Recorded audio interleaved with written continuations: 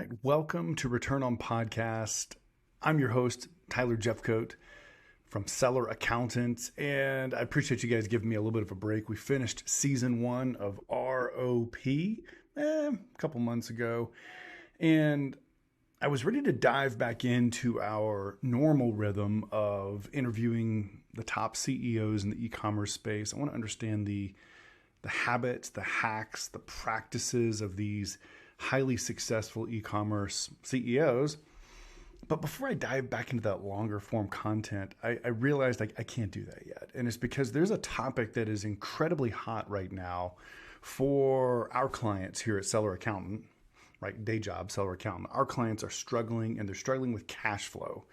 And so what I'm going to do here is I want to take another pause, another break in the kind of normal Return on Podcast. And I want to give you guys what'll probably be a 5 or 6, maybe 7, but probably 5 or 6 part mini series on the topic cash is king. Give you a quote from a good friend of mine. I was talking the other day to my buddy John. He's been an Amazon seller for 20 years, 8-figure guy, big, nice company, great products. And his comment about how the market has changed was this: the consequences, Tyler, of running out of cash are bigger than running out of inventory. And if you guys think about that, I don't know how that comment resonates with you, but I would say the last 3 years for the e-commerce industry has been so fast-paced, so high growth that what John said would have been laughed off the stage, right? He doesn't get to come and say cash is more important than stock out opportunity. And the reason is it was so darn easy to raise cash that we didn't really need to worry about it. But now, because of the market shifts, we got a problem, right? And so let's think about what's happened. By the way, just to kind of run you through what the series will be about, in today's kind of episode, we're going to walk through the basics of a cash flow statement. You know, that financial statement that you've never looked at, the statement of cash flows. I want to walk you through the basics of it. But then we'll kind of dive into the meat. And the meat will be, next week's episode will be related to how to actually do a monthly cash flow forecast. Then we'll talk about how to do a short-term weekly cash flow forecast. And then we're going to be able to dive into some strategic questions. Two of the most important questions that pop up for me as a CFO are: how much money can I afford to pay myself as the owner in the coming year? And then the second question, which is kind of related to the first, is: how much can I afford to grow my business? How much can we grow without having to bring on more funding, without having to take on another loan? And again, we maybe didn't care about the answer to that question 2 years ago. During the heat of the pandemic, interest rates were at all-time lows. It was really easy to get cash. But because interest rates have tripled over the last 7 months as of the, Thursday morning that I'm recording this episode, and because there are some additional headwinds in the market, we now have to think about and prioritize our cash, even sometimes over the opportunity cost of stocking out. So that's what I want to do. If we have time for a final episode, maybe towards the end of the series, I may walk you through some kind of a tactical workshop on what you can do to take action and improve your cash flow. But let's just start where we are today. So let's take a quick look at the market, and then I want to dive into your statement of cash flows. Then we'll come back and get into actual budgeting and forecasting in the coming weeks. So why are we having this discussion here kind of at the end of the first quarter of 2023? Here's why. The years 2020 and 2021 were historic for e-commerce, not just because we grew as an industry. I mean, e-commerce has been growing, pretty predictably 15 to 20% year over year for as long as I can remember. The difference when the pandemic hit was that instead of growing 15%, e-commerce grew 50%, in literally 2 quarters. And so you couple that with just the nature of being in a worldwide pandemic, and we destroyed our supply chains. We did. We had a lot of free money from the feds. We had lots of demand for our products on the marketplaces, and we absolutely annihilated our supply chains by overwhelming our suppliers. They couldn't get things through the ports. Our lead times went way up. Right? And so fast forward to the end of 2021. So it's crazy. Now sitting here in 2023, that seems like forever ago, but that's where the mess started, was at the end of 2021. We, the guys like me in the world that are kind of accountant CFO boys, and you as the CEO of your own, $1 million or $10 million Amazon business, we thought to ourselves, lead times are long, cash is cheap. this Q4 is going to be big. I need to overbuy. I need to buy a lot of inventory, and I need to buy it ahead of schedule to make sure it gets in. Right? We all did it. That literally that August, September, October of 2021, everybody that I've met in the e-commerce space bought a ton of inventory. Well, the problem is that demand softened a little bit in Q4. That Christmas season 2021 wasn't quite as rosy as the year prior had been, and lead times weren't quite as bad as we thought they were going to be. And then we get into last year, into 2022. And we had a couple of important headwinds. One is that demand continued to be a little bit soft as we felt the recessionary pressures happening in our world.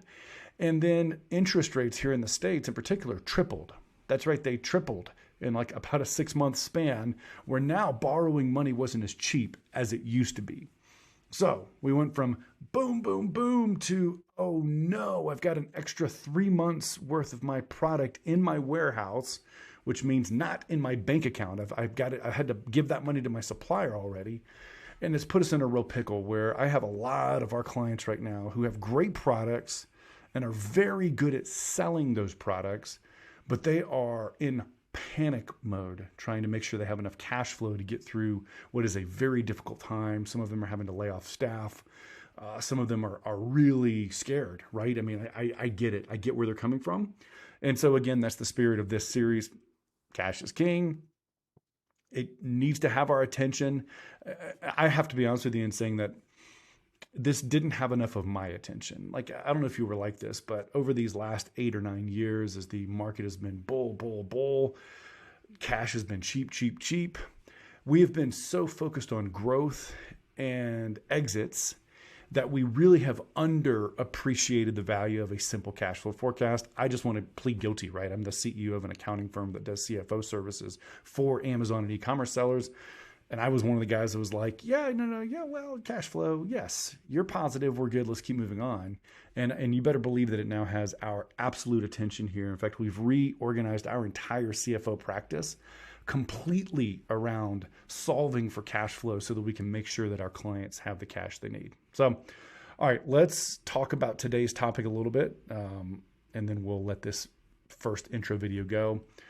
I want to walk you through a simple statement of cash flows. Remember that? Remember how there are 3 financial statements? If you took like an intro to accounting class a million years ago, there's your profit and loss statement. That's the first one. That's the one everyone's heard of. That's the P&L. Then there's the balance sheet that kind of has a list of everything that you own, cash, inventory, etc., and everything you owe, loans, credit card debt, accounts payable, that kind of thing, right? That's your balance sheet.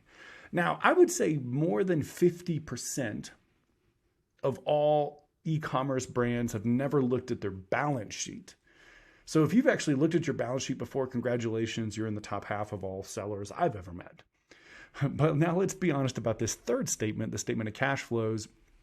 I can almost guarantee you that 95% of e-commerce brand owners out there have never even once even thought about looking at a statement of cash flows.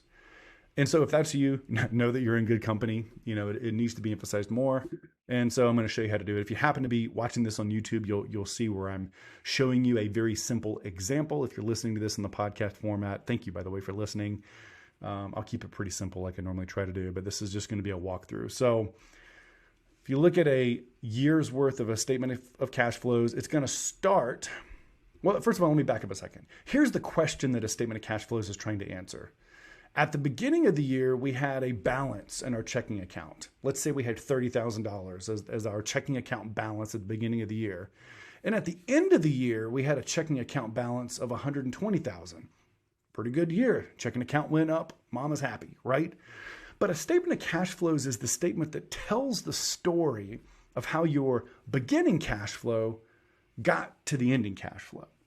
And you're probably thinking to yourself, well, yeah, you just made money. It was a profit. But the problem is that your net profit isn't the only thing in your accounting that affects cash, right? Like, for instance, if you buy inventory and your inventory balance increases, you might have actually made a profit, but then that money's gone, man. I paid it to my supplier to buy the next container. And so getting more inventory harms your cash flow. Likewise, if I've booked my sales that happened at the end of March for Amazon, but Amazon doesn't actually pay me the cash until the next month, until April. Again, I've made a profit and I've booked that profit in March, but it doesn't help my cash situation until the next period, until April in this example. And so a statement of cash flows starts with your net income, with that net profit for the period of time, whether it's a month or a year. Again, if you're watching this, the example on the screen is a year, and it adjusts it for some other operating activities. There are a lot of them here, but the two that I'm putting on my simple example are accounts receivable. Again, if Amazon owes me money, on the one hand, that's good news because, hey, I'm going to get paid by Amazon. But from a pure cash flow standpoint, that's bad news because it means they haven't paid me yet. I need to get paid, Amazon. It's not sitting in my checking account yet. And so what we have to do is take that accounts receivable balance away, take any increases in inventory away, and then we arrive at what our real operating cash flow was for the period of time. The example here is $100,000 in net profit, but we had an increase in accounts receivable of $10,000 and an increase in our inventory of $10,000. So we only had $80,000 of cash increase in our checking account. But that wasn't the only kind of activities we had in our business. We also got a new loan from Amazon. Great news, we got an Amazon loan. That helped our cash flow. And then we took an owner draw. We paid ourselves $15,000, and that was against, right? That's a tax from cash. That's where I transferred it from the business account into my personal account. And so we have a net total from our non-operating activities, the other kind of financing activities. And so again, in this simple example, I look at what my operation generated, I look at what my other activities generated, and it creates a net change of cash for the year. And that's how you tell the story. So again, in the example we have here, we started with $30,000 in cash. We increased to $120,000 by the end of the year. That's an increase of $90,000, by the way. And now we've been able to unpack the story of where that $90,000 increase came from. So, by the way, for those of you guys who are listening to this, I just want to apologize. Like, what an awful... Like, if there was anything that was in the deep end of the nerd pool that you don't want to have to listen to, having an auditory learning style, it would probably be a basic statement of cash flows. And so if that just seemed like Greek and you're like, I'm never going to listen to Return on Podcast again, please go watch the YouTube channel and, come back next week. I promise we'll try to make it a little bit more practical. I just had to start with the basics of how a cash flow statement works. Final comment here, and then we'll close today's episode. If you look at your accounting system, QuickBooks Online or Xero or NetSuite, whatever you're using, and your statement of cash flows doesn't make sense, it could be because your accounting is really bad. And so I just want to say this cash flow discussion is going to be aided substantially if you have really good books. Obviously self-serving here. If you need help with books, call us here at Seller Accountant. We'd love to help you. Or just have your team tighten things down so that you can see things. So with that, let me close today's kind of first episode in the Cash is King mini-series for Return on Podcast.